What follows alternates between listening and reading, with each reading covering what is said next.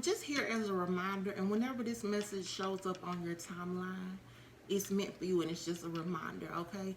Stop sitting on your gifts.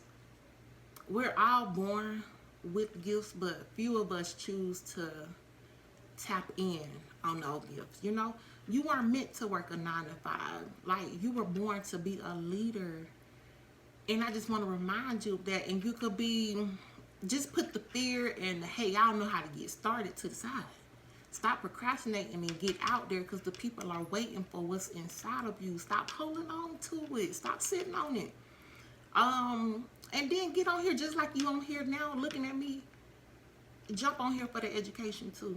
Go to YouTube University, learn anything you need to, and Google. Those are your top 2. Them gonna be your best friends, okay? And it's just like me. You might be thinking, hey, but my field is so saturated. I don't know where I'm gonna fit in. Your gift is going to make room for you. Let me say that again. Your gift is going to make room for you. Because you could take my profession as an example, a life coach. It's 50 little life coaches. But it's only one you. Okay, you gonna put your own sauce on it. You gonna put your own spin on it. So stop doubting yourself. You got it. You have probably studied enough, you know, researched enough. You ready to hit the ground running.